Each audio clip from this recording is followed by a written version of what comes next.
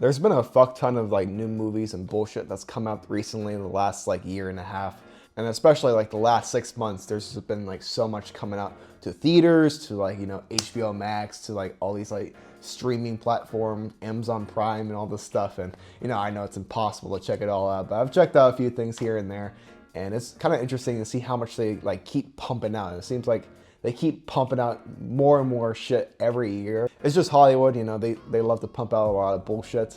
And so surprisingly, a few things were good. So I just want to talk about a few things that I actually kind of enjoyed this year. And, just so far, there's been a few good things, a few bad things, but overall, it's a good bunch. A lot of cool projects have come out. But if you are new to this channel, I'm a filmmaker, a content creator, and recently been working on this full feature film that's gonna be released on YouTube. And I also like to talk about movies, filmmaking tips, and whatever really comes to mind. So if you are new, make sure you hit that subscribe button to see more videos like this. All right, so the first new movie that I saw this year, it's actually kind of funny. It was called Madam Web. I'm sure you guys remember that. That was that Marvel movie that no one liked, and it was kind of interesting seeing that like the whole discourse behind that. It was actually kind of an interesting topic because opening night we went there and there's literally no one in the theaters. There's no one there.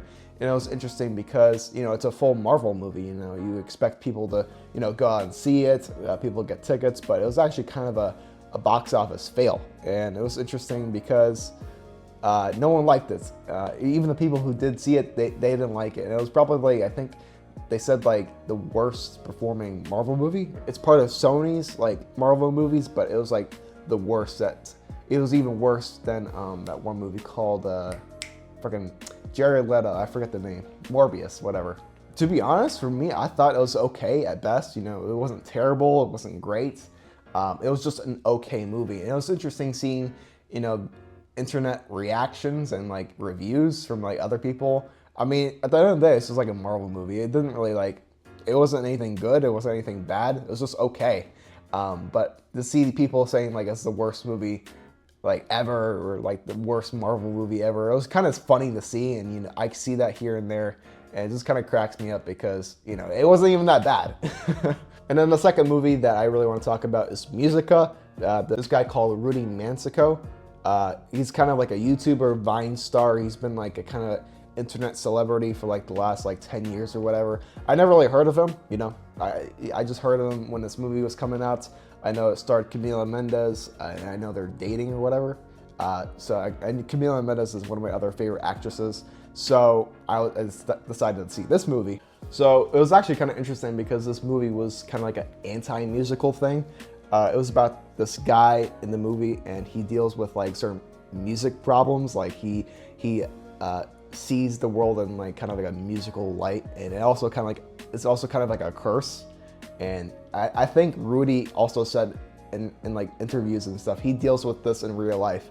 And he said before, it was kind of interesting that I thought he actually created this movie kind of like as an autobiography. Like a lot of things in the character that he plays as, it's kind of like similar to real life, and it's similar to his real experiences. Like, he has his mom playing his real mom in the movie, and a lot of like, I guess the life things, like especially like the music thing, seeing the world in that music light and like having that kind of like annoy you. I guess that was kind of interesting. It's a certain disorder. I forget the name of it, but it's actually a real thing. It kind of reminded me of like, when the Joker came out and like the laughter thing, when he deals with like the laughter, and that's actually like a real like problem in real life. People have that where they can't just stop laughing. That's kind of like this in this case scenario, but he has like this music brain problem. And also he has like, there's similar aspects in his life, like when he starts like the puppet show in the movie. That's also indirect to real life when he did start the puppet show. And that's also what he's known for. He's known for like Stupid Puppets or whatever it's called, the show on YouTube. But like as a filmmaker myself, I really appreciate that like he took this movie and made it really personal and about him, adding like certain elements and like certain like stuff. As a filmmaker, I really appreciate that. And it's kind of inspired me to, for my future movies and this upcoming movie to be more personal and to just show that, because I think, I heard this quote, if it's something personal, like as a filmmaker that you're sharing with the world, if it feels uncomfortable to share, you should like just do it anyway, because that's really powerful in a certain sense. You know, you're sharing certain like personal elements about your life and certain things that's happened to your life indirectly to kind of like the world. And it's kind of like a brave moment. And I'm sure there's like some hidden things in the movie that he shared that's like, you know, no one's really known about him. So I just really liked Musica, and I was really into like the behind the scenes. Like the movie itself was pretty good, but I really liked Rudy and like him talking about it, and I seen like the interviews and stuff. Really made me want to go out and create more movies. The third one I saw was Kingdom of the Planet of the Apes. Now, I saw the third one. This is the fourth one. I saw the third one a few years ago in the theaters. To be honest, not big of a fan, but I was gonna just go see it. Just why not? But to be honest, don't have too much to say about this one, but I just really like how the CGI has improved over the years, and you know, just seeing it more lifelike and just seeing that as an aspect. I thought like, you know, seeing a movie about like monkeys and like, you know, them talking or doing like hand gestures or whatever, or eating bananas was gonna be kind of boring, but it was actually kind of interesting. You know, the war and stuff was interesting about, you know, it's the Kingdom of the Planet of the Apes, and it's about the apes versus the apes, and the humans are basically brain dead. It's kind of an interesting concept, and if you watch all 4 movies, it's kind of interesting because I think the first one, which I haven't seen the first one, but the first one starts out in real life in modern day, and it's just kind of like the slow decline of the human race while the planets of the apes rise up. So that's kind of interesting, but again, I don't have too much to say about this one. Moving on to the next one. Next one I saw was Inside Out 2. I saw this one last month. I really like this one. I've been looking forward to this one for a very long time. I saw Inside Out 1 in the theaters back in 2015 or whenever it came out.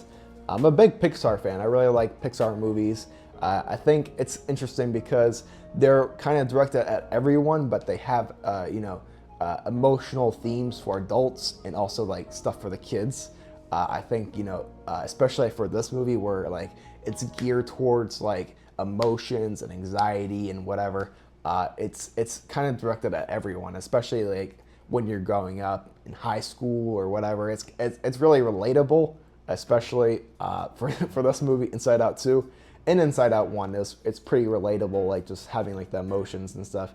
And especially with like other Pixar movies like Up, you know, like, I don't know, Toy Story, whatever. Like Up, for example, it's like probably like a really emotional one. Everyone agrees on that. And it was interesting to see that Inside Out 2 did really well at the box office. I was reading something. They said like this was like one of the highest grossing movies of this year, and it's been on the high trajectory since then. I mean, since it came out. So that's really cool that they're getting money from this. I mean, you know, it's Pixar, they're gonna make money from it, especially Inside Out 2. I mean, I think Inside Out was one of their most popular movies, and you know, the sequels for Pixar, it's interesting because they don't do too well when it comes to you know, audience reactions. Usually like, you know, the original versions of like, you know, Toy Story, Cars, and you know, the sequels after that don't do as well, but this one seemed to do like as well as the first one, which is kind of a surprise for Pixar because usually like the sequels are kind of like but the original takes are much better, but this one seemed on par with the original movie. So Despicable Me 4, you know, who doesn't love Despicable Me? I mean, come on. I think, you know, Despicable Me, I've been watching that for years now. You know, it's come out like 2010 or I think 2011. The fourth one, I wasn't like, you know, super excited to see it, but obviously my family wanted to see it. I obviously want to see it. I mean, it's the Minions. Who doesn't love the Minions, you know? To be honest, I was kind of slightly disappointed with this one. It seemed one of the weakest out of the full series.